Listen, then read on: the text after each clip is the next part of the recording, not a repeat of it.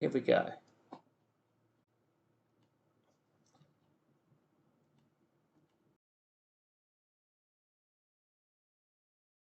Three, two, one. Lost my finger. And we're live, and we're going with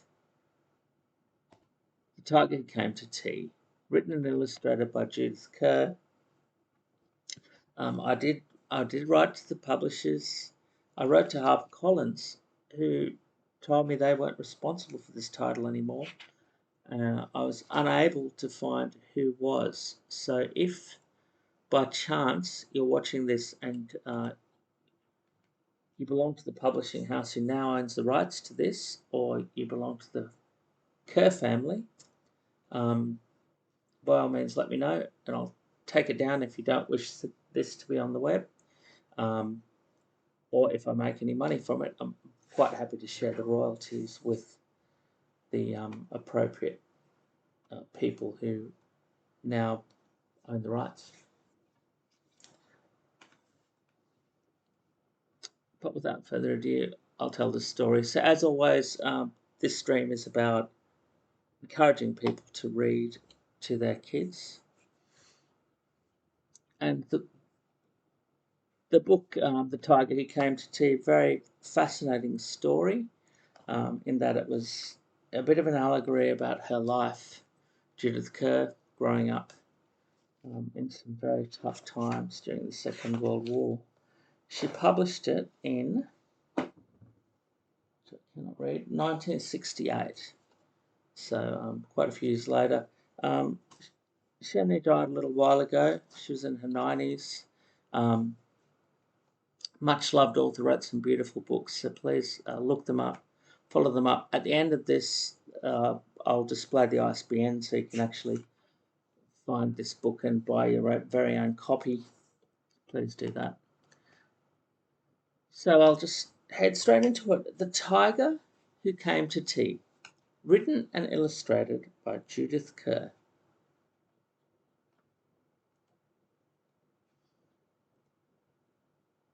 The Tiger Who Came to Tea.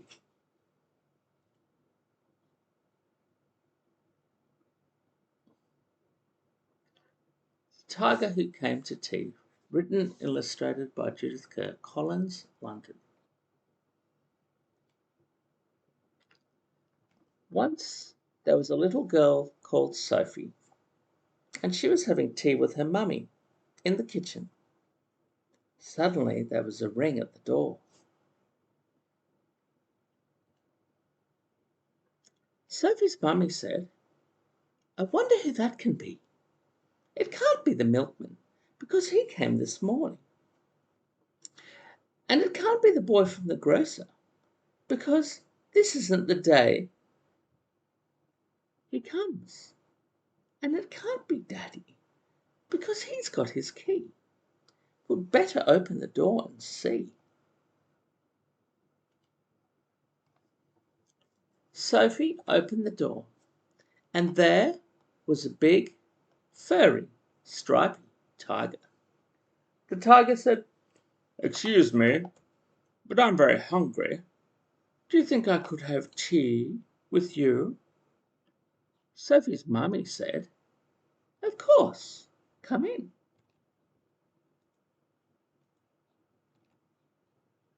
So the tiger came into the kitchen and sat down at the table.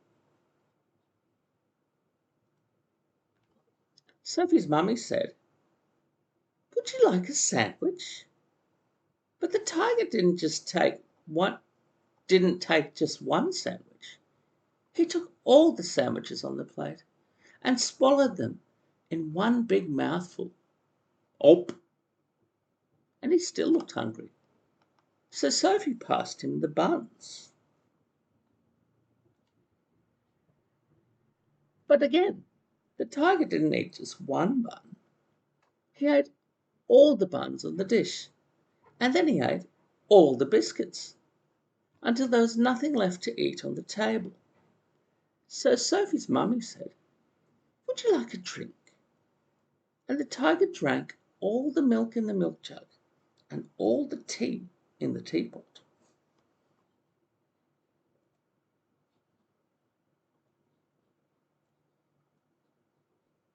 just going to try swapping windows.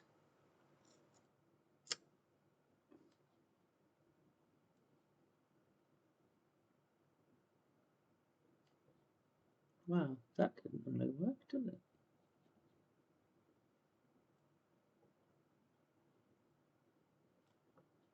I'm going to do that.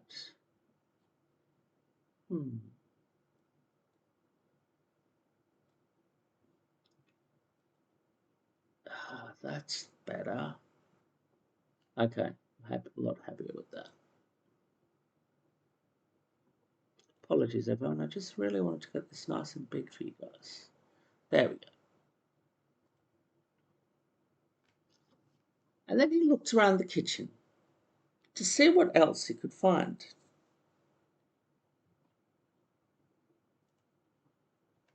He ate all the supper that was cooking in the saucepan and all the food in the fridge and all the packets and tins in the cupboard.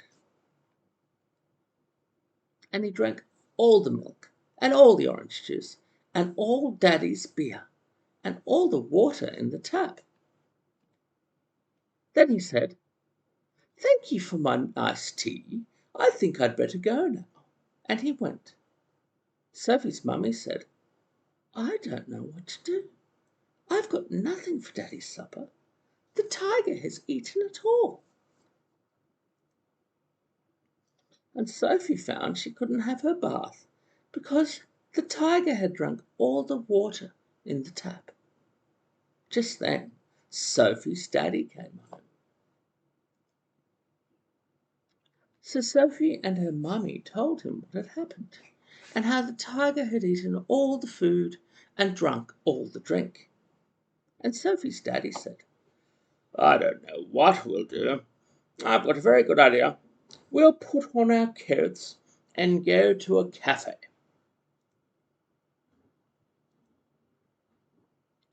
So they went out in the dark, and all the street lamps were lit, and all the cars had their lights on, and they walked down the road to a cafe. And they had a lovely supper with sausages and chips and ice cream. In the morning, Sophie and her mummy went shopping, and they bought lots more things to eat. And they also bought a very big tin of tiger food in case the tiger should come to tea again. But he never did.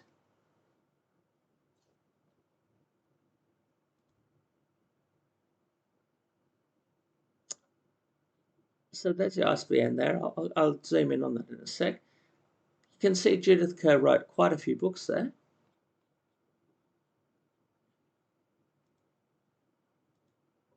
And there's that ISBN for you. So yeah, an interesting book. As I said earlier, and I'll just reiterate, it's a fascinating tale, really, about how war takes so many resources from a country. So it's sort of telling about the scarcity that Judith grew up with, and how after the war people became very frugal and tried not to waste things, and kept plenty of things in the house but didn't waste things. And it sort of tells that story in an interesting way. So hidden behind just the simple little nice stories, fairly serious themes. So it's an interesting little one. I love it, and I was glad. And I just happened to I got it at a second-hand place, but it's just a lovely book, and I do like reading it. And I love Judith's very talented illustrator as well. Very nicely done. So yeah, thank you for joining me on this. It's the third stream, but I took down the first stream because I wasn't able to get permission to do that one, that book. If that does happen, I will of course put that back up here. We've got the elephant there again. Unfortunately, the little black dog Winston has gone for a bit of a run. He's not here this week, but he'll be back. Don't worry. We'll see him again. So thanks a lot for joining us here for The Tiger Who Came to Tea. And by all means, enjoy reading to your families. And we'll see you again next week. Goodbye and good luck.